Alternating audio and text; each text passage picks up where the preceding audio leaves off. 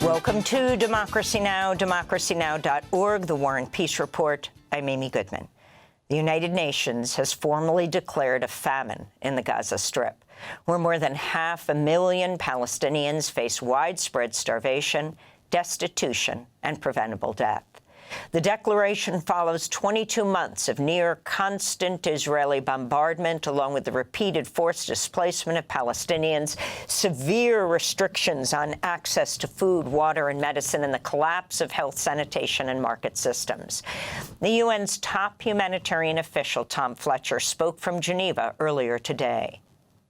It is a famine in 2025, a 21st century famine, watched over by drones and the most advanced military technology in history. It is a famine openly promoted by some Israeli leaders as a weapon of war.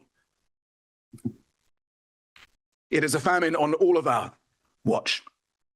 Everyone owns this. The Gaza famine is the world's famine.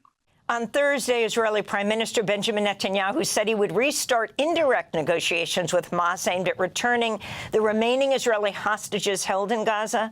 But Netanyahu said he would not halt Israel's military campaign to seize Gaza City while forcibly displacing its nearly 1 million inhabitants. Israel's unrelenting attacks continued overnight, with at least 25 Palestinians killed since the early hours of Friday. Among the dead, at least 12 civilians killed when Israel bombed a school sheltering displaced families in Gaza City's Sheikh Radwan neighborhood. In Deir al-Balah, 23-year-old Saja Hamad is recovering from injuries after her dramatic rescue from the rubble of her home following an Israeli airstrike on the Nuseirat refugee camp. I didn't feel anything. I was just sleeping in the other room, and suddenly I heard nothing. I just found myself under the rubble. Everything fell onto my face. I was screaming, calling for my family. I thought they were dead. I did not expect they would still be alive. I thought I would end up alone. An internal Israeli intelligence database indicates at least 83% of Palestinians killed in Israel's assault on Gaza were civilians. That's according to a joint investigation by The Guardian and the Israeli news sites Local Call and 972 magazine. They report the proportion of civilians slaughtered by Israel has few parallels in modern warfare. California Governor Gavin Newsom signed legislation Thursday approving a special election in November, asking voters whether to waive an independent redistricting process to approve a new partisan congressional map favoring Democrats. Newsom's signature came just hours after lawmakers in Sacramento approved the measures. State Assembly Speaker, Democrat Robert Rivas, called the proposed map a direct response to a new congressional map approved by Texas's Republican-controlled House this week at the behest of President Trump that's designed to flip 5 House seats in the 2026 midterm elections. We will not let our political system be hijacked by authoritarianism. And today we give every Californian the power to say no to Donald Trump's power grab, and yes, to our people, to our state, and to our democracy. Protests continue in Washington, D.C., opposing President Trump's federal takeover and military occupation of the Capitol. On Thursday, Trump paid a visit to hundreds of National Guard troops and federal law enforcement agents deployed to the district, delivering pizza and hamburgers to them and praising their crackdown, which the White House says has netted some 600 arrests since early August. Hundreds of immigrants have also been arrested in Washington, D.C. in recent days, as Immigration and Customs Enforcement agents are now accompanying police officers on traffic stops, targeting delivery workers on mopeds. ICE agents are reportedly using driver's license, registration, and insurance information to determine the immigration status of people stopped by police. Over 200 immigrants have been arrested since Trump's federal takeover of D.C., according to the White House. The shift violates D.C.'s sanctuary policies, which restrict collaboration between local police and federal immigration agencies. This comes as the Pentagon's recruiting civilian employees to join Trump's crackdown on immigrants, asking them to voluntarily enlist to aid in immigration raids. A federal judge in Miami has ordered the Trump administration to stop transferring immigrants to the remote, poorly constructed immigration jail on an airfield in the Florida Everglades swamp, dubbed by Republicans Alligator Alcatraz. Thursday's ruling finds Florida and the federal government acted illegally by omitting an environmental review before building and opening Alligator Alcatraz. Trump officials will now have to dismantle much of the detention camp to remove, quote, all generators, gas, sewage, and other waste and waste receptacles that were installed due to environmental violations. This has raised concerns of how the jail could remain operational with hundreds of immigrants still inside. The decision came as part of a federal lawsuit filed by environmentalists and the Mucusig tribe. Trump's State Department's reviewing the records of more than 55 million immigrants who hold valid U.S. visas, threatening to revoke protections if any violations are found deemed deportable by the Trump administration. This includes what Trump officials declare engaging in any form of quote-unquote terrorist activity. Earlier this week, the Trump administration said it would expand its rigorous screening and vetting of social media posts of immigrant visa applicants to search for so-called anti-American views and activity. References to anti-Americanism can be found in the Immigration and Nationality Act of 1952, which at the time of its enactment primarily focused on targeting suspected communists. Russia's foreign ministry said Thursday a European proposal to deploy troops in a future post-war Ukraine would amount to foreign intervention and is therefore unacceptable to Moscow.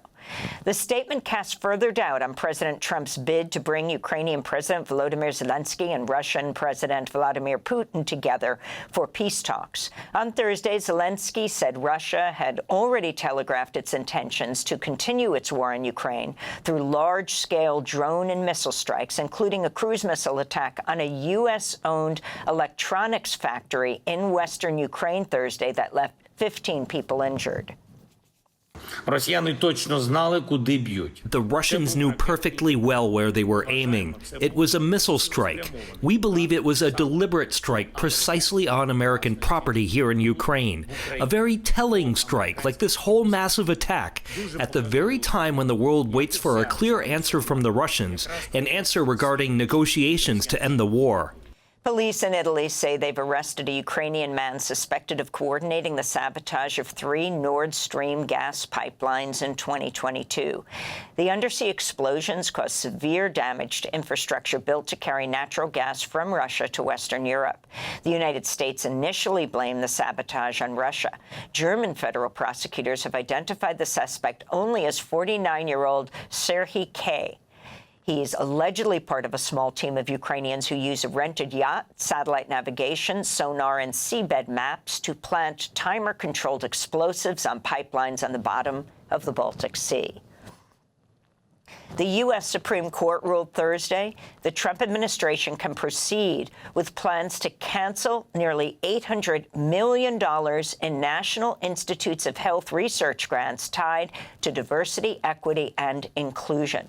The court's narrow 5-4 ruling overturns a lower court order that blocked the Trump administration's abrupt cancellation of some 1,700 grants focused on heart disease, HIV/AIDS, Alzheimer's, substance abuse, and mental health. The New York Times reports the Trump administration is ignoring a congressional directive to fully fund PEPFAR, an HIV/AIDS treatment and prevention program credited with saving 26 million lives since President George W. Bush signed it into law in 2003. The Times reports the Office of Management and Budget, led by Russell Vought, has apportioned less than half of the $6 billion appropriated by Congress to PEPFAR for this fiscal year. Meanwhile, a union representing federal workers said Thursday the Trump administration's permanently fired 600 workers at the Centers for Disease Control and Prevention, adding to mass layoffs proposed by Health Secretary Robert F. Kennedy, Jr. The Department of Education's canceled a grant providing millions of dollars for a California sex education program after educators refused to remove all references to gender identity, trans and non-binary people from its curriculum. The program seeks to help prevent unwanted childhood pregnancies and sexually transmitted infections. Separately, the Education Department this week quietly rescinded guidance directing schools to accommodate students learning English as a second language. This follows President Trump's executive order seeking to establish English as the official language of the United States. A federal judge ruled Thursday Trump's former personal attorney, Alina Habba, has been unlawfully serving as the U.S. Attorney for the District of New Jersey. Habba had been serving as interim U.S. Attorney until her appointment expired in July, after a panel of judges selected veteran New Jersey prosecutor Desiree Grace to replace her. Trump's Justice Department promptly fired Grace and reinstalled Habba as her replacement. A New York appeals court has voided nearly $500 million civil fraud judgment against Donald Trump, two of his sons, and the Trump Organization. Thursday's split decision by a panel of 5 New York appellate judges ruled the financial penalty to be an excessive fine that violates the Eighth Amendment. But the court did uphold part of the judgment that temporarily restricts Donald Trump and his sons Eric and Donald Jr. from doing business in New York. State Attorney General Letitia James promised an appeal, adding in a statement, quote, "It should not be lost to history. Yet another court has ruled that the president violated the law and that our case has merit," she said. New York City Mayor Eric Adams is facing fresh scrutiny after one of his former advisors attempted to pay off a reporter from the city following a campaign event Wednesday. Winnie Greco handed reporter Katie Honan a stack of cash in a red envelope stuffed inside an open bag of potato chips. The envelope contained at least one $100 bill and several 20s. Greco resigned last year while under FBI investigation and had been volunteering in Adams' re-election campaign for mayor. Her attorney claimed the attempted bribe was a Chinese cultural gesture in which money is used to express gratitude. The newspaper The City immediately reported the incident to authorities.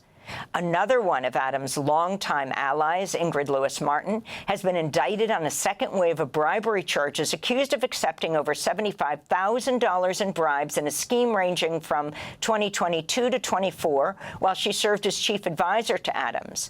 Last year, Lewis-Martin and her son were also indicted on separate charges of bribery, money laundering, and conspiracy. And in breaking news, federal agents are raiding the Maryland home of John Bolton, who served as national security advisor during Trump's first term, before resigning and becoming an outspoken critic of the president. Citing an unnamed source, the Associated Press reported the search as part of an investigation involving the handling of classified documents. Ahead of this morning's raid, FBI Director Kash Patel posted a cryptic message on the social media site X, writing, quote, "No one is above the law. FBI agents on mission," unquote. And those are some of the headlines. This is Democracy Now!, democracynow.org, The War and Peace Report. I'm Amy Goodman. Thanks for watching Democracy Now! On YouTube. Subscribe to the channel and turn on notifications to make sure you never miss a video. And for more of our audience-supported journalism, go to democracynow.org.